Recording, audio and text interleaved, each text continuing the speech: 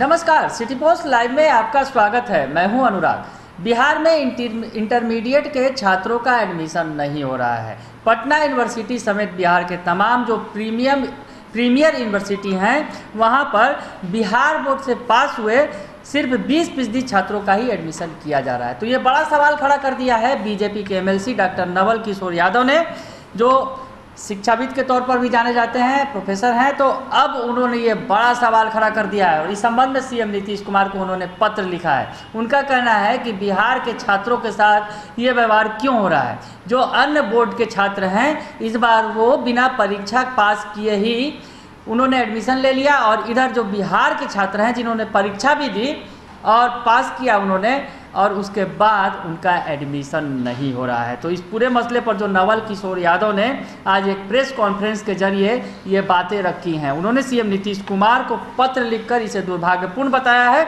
और इस पर तत्काल दखल देने की मांग की है। यानी शिक्षा व्यवस्था में खोट बता रहे हैं बीजेपी के एमएलसी। सरकार की मंशा पर सवाल खड़े कर रहे हैं बीजेपी के एमएलसी। सरकार में शामिल हैं बीजेपी के एमएलसी डॉक्टर नवल किशोर यादव, लेकिन जिस तरह से सरकार की व्यवस्था है और विश्वविद्यालयों में इंटरमीडिएट पास छात्रों का एडमिशन नहीं हो रहा है, तो उस पर उन्होंने बड़ा सवाल खड़ा कर दिया है। सीएम नीतीश कुमार को पत्र लिखकर उन्होंने तुरंत संज्ञान लेने की बात भी कही है। यानी कहा जाए तो स्वास्थ्य व्यवस्था का हाल हमने आपको अभी बताया कि क्या आईजीएमएस में हालचाल है, वेतन नहीं दिया जा रहा है कर्मचारियों को, और यहाँ देखिए शिक्षा व्यवस्था की ये हालात हैं कि यहाँ पर छात्रों का एडमिशन नहीं हो रहा है। बिहार की प्रतिभाएं जो इतने बड़ी संख्या में छात्र पास करते हैं, छात्रों को स्कूल ले जाने की बात सरकार करती है, लेकिन ये छात्र जब उच्च शिक्षा के लिए विश्वविद्यालयों में जाते हैं तो क्या हालात हैं ये समझा जा सकता है। ये गंभीर आरोप है सरकार पर। तो आपको बताएं कि नवल किशोर यादव ने बताया है कि उनके प्रस्ताव पर सूबे के सभी विश्वविद्यालय में बिहार बोर्ड से पास होने वाले छात्रों के लिए 80% सीट आरक्षित करने का प्रस्ताव पारित हुआ था। यानी जो प्रस्ताव इन्होंने दिया था कि 80% सीट जो है वो छात्रों के लिए पारित किया जाए, वो प्रस्ताव पारित हो चुका है। 80% सीटें जो है आरक्षित की जाए।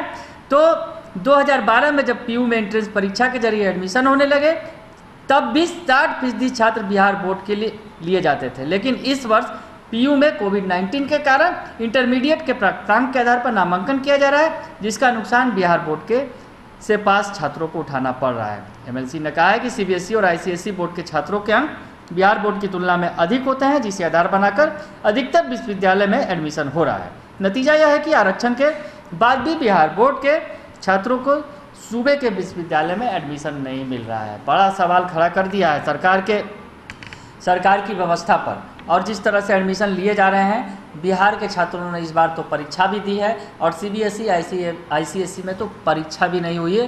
परीक्षा में पूर्व के परीक्षा के आधार पर सीबीएसई और आईसीएसई के छात्रों को पास किया गया है। तो अब ये बड़ा सवाल खड़ा कर रहे हैं नवल किशोर यादव, और उनका कहना है कि ये प्रस्ताव पास हो चुका है, जबकि 80% बिहार के छात्रों को एडमिशन मिलना चाहिए बिहार की यूनिवर्सिटी में, लेकिन सरकार ऐसा नहीं कर रही है। बोर्ड के बच्चे हैं उनको 30 नंबर से मार्किंग स्टार्ट होता है, और जो प्राइवेट स्कूल है जो सीबीएसई आईसीएसई उसको 99% से स्टार्ट होता है, 99% से नीचे आता है, और यहाँ 30% से ऊपर जाता है। दोनों को एक मुकाबले खड़ा नहीं किया जा सकता है।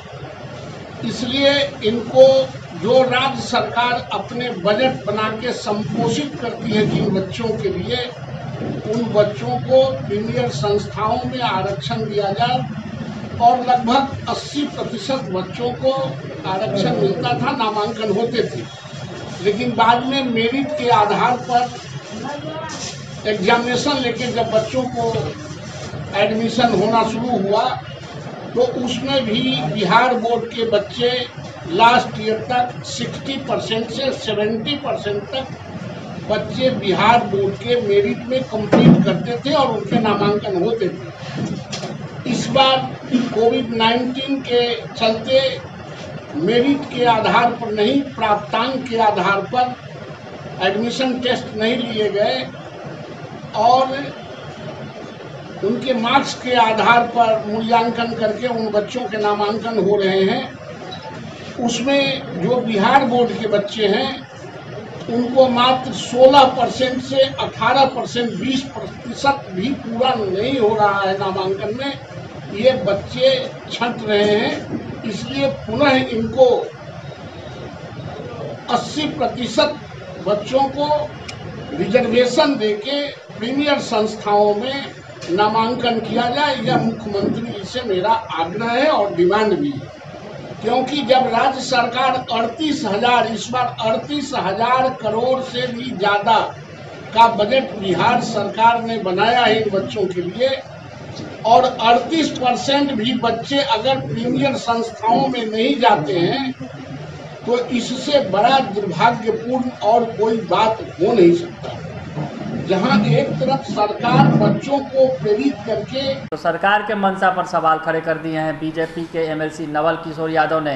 तो बीजेपी लगातार सरकार के अंदर रहकर सरकार की खामियों को उजागर कर रही है, तो अब नीतीश कुमार कौन सा एक्शन लेंगे ये देखना लाजमी होगा। बने रहिए सिटी पोस्ट लाइव के साथ, तमाम खबरों से आपको अपडेट रखेंगे। फिलहाल के लिए इतना ही, धन्यवाद।